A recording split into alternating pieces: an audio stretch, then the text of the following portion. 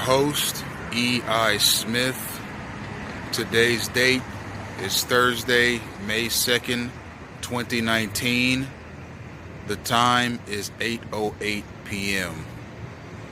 I'm on the corner of Alton and 19th Street, and I'm going to get some gang stalking caught on camera for you today.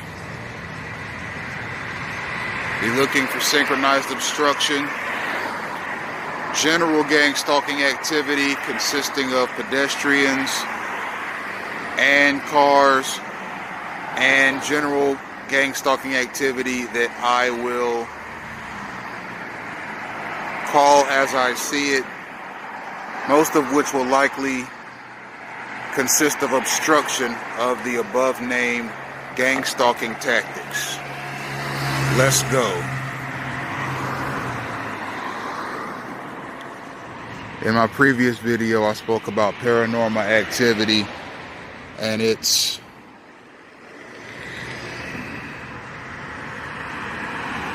relevance to the gang stalking phenomena. Now, paranormal activity is defined as any activity that happens that does not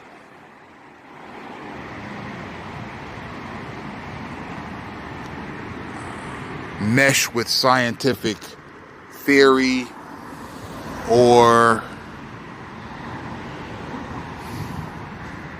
processes. The scientific method is what is used to figure out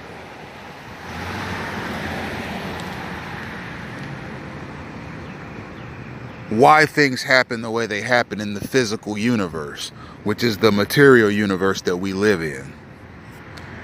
Now, if something happens that the scientific method cannot explain, that is called paranormal activity. Now, there are agencies that investigate paranormal activity. Something like that would be considered controversial because taxpayers likely wouldn't want their tax dollars being given to and used for the investigation and study of paranormal activity. That's generally not the kind of things that taxpayers want to see their money used for. Taxpayers want to see their money used for Social Security, for Medicaid, for other government benefit programs, for infrastructure, for public schools, for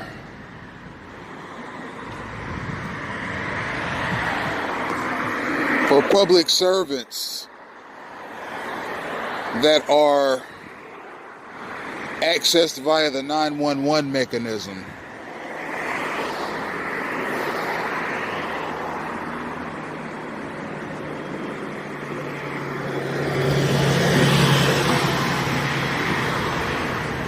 And for public transportation and other public works. If taxpayers were told $1 trillion of your money is going to the study of paranormal activity, taxpayers would be up in arms. They want to know who was behind the legislation, and they would work to have those people removed from office either by impeachment or just not voting for them in the next election. So the investigations of paranormal activity is kept quiet for the most part. And its processes and its methods are secretive.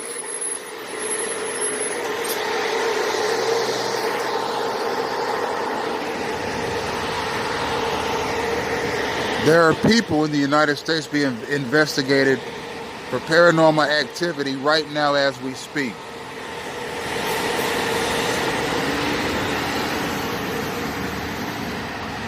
And those people will find themselves in a gang-stalking campaign as a part of the investigation into their potential paranormal activities. There are people walking the earth right now that are suspected of being extraterrestrial beings. There are people walking the earth right now that are suspected of having extraterrestrial life forms living inside of them.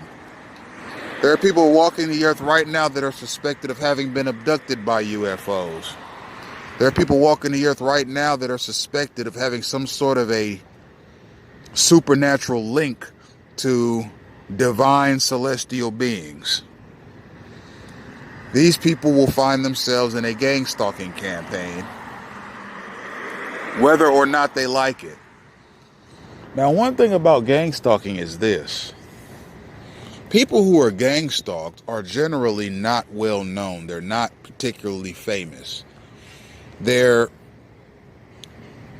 what you would call everyday United States citizens that have just exhibited qualities that some military or federal law enforcement body found to be strange, unique, different, not ordinary, and potentially threatening to national security. Now, I'm of the mindset that the vast majority of gang stalkers don't realize that they're involved in gang stalking activity. They're acting on some cue or mechanism that are given to them by superior gang stalkers. I do believe, however, that the people who participate in gang stalking suspect that their actions are annoying and disadvantageous to other people. They just don't care. Being able to participate in gang stalking campaigns makes them feel special. It makes them feel like they're a part of something.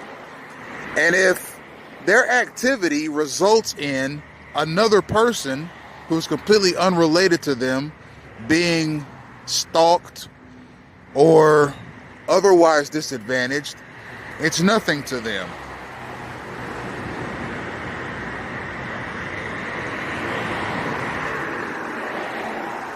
And as of right now, people who participate in gang stalking don't see themselves as gang stalkers, but that's about to change. People are going to wake up to what gang stalking is or whether or not they participate in it.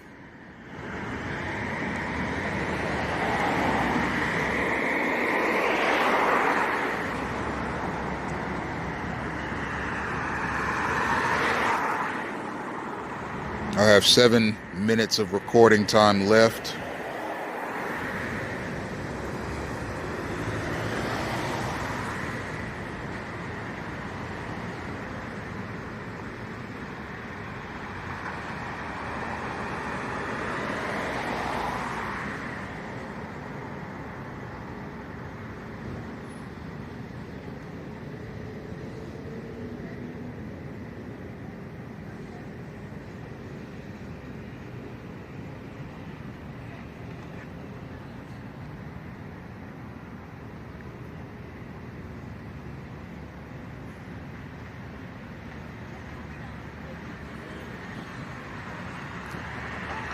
It's quiet, but a targeted individual's surroundings are never quiet for long.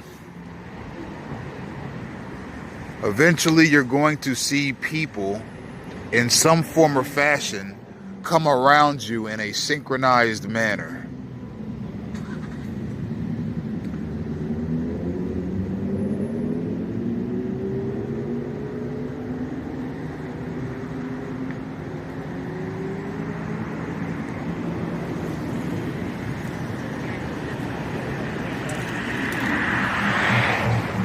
Like I say, a targeted individual is never left alone for long. Eventually, somebody moves to crowd his space. And it's synchronized. Maybe that gang stalker on the bike was told, I want you to drive past this person. Maybe that gang stalker was told, I just want you to circle the block right now.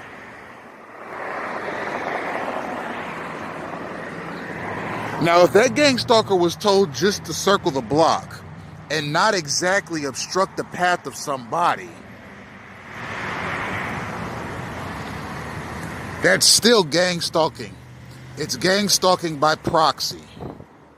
If I know that you pull out of your driveway to go to work every morning at 8 o'clock on the dot, and I scope you out for a couple of months to see what the variations in time are that you pull out of your driveway every morning. Maybe sometimes you pull out of your driveway at 8:03. Maybe sometimes you pull out of your driveway at 7:57. Maybe sometimes you pull out of your driveway at 8:01. At the end of the day, you are going to pull out of your driveway around 8 a.m. every morning, Monday through Friday for work. Now, if I'm a gang stalker and I'm putting together a file on you so I can have you gang stalked, that's one of the things that I document is what time you leave every morning for work. So let's say once you've been successfully signed into a full-blown gang stalking campaign, now I get to make moves on you. So the first move I'm going to make on you is I'm going to obstruct your path and make you uncomfortable as you leave for work.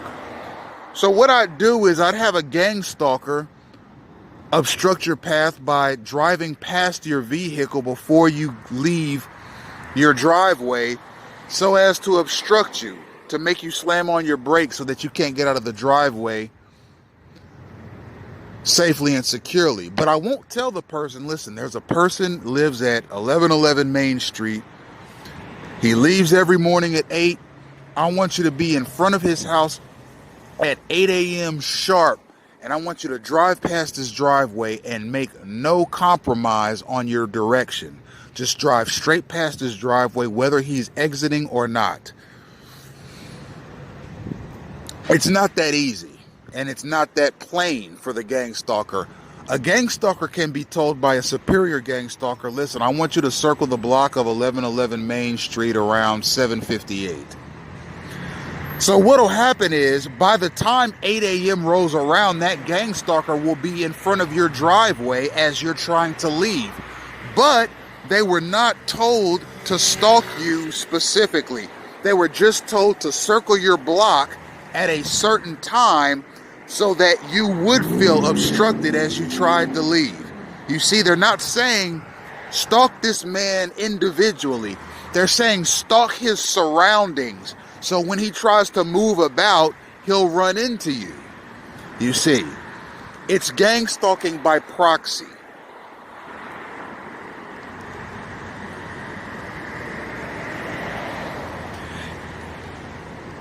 So that's one of the ways I know to explain it. You're not stalking the person, you're stalking their immediate surroundings, but it's being done on purpose. The person being targeted is being targeted on purpose. There's a police vehicle.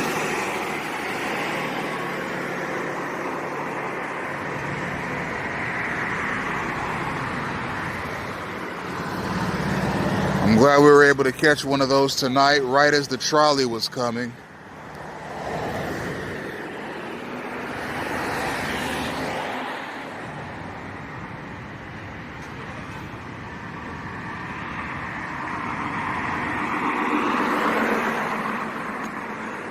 Anyhow, a target is stalked directly and indirectly by the gang stalkers. Okay? If I tell somebody, if I know that you leave school every day at 1:30 for lunch and that you're at the bottom of the stairs of your particular hall at around 1:32, and I tell a group of gang stalkers, okay, I want you guys to go upstairs in Hall A at 1:31 exactly. Who are they going to run into? They're going to run into you. I can stalk you by stalking your surroundings, and if it's deliberate, then it's the same as stalking somebody directly. You see. It's multifaceted, and a targeted individual is staged. These are military exercises, and they're designed to harass and annoy endlessly.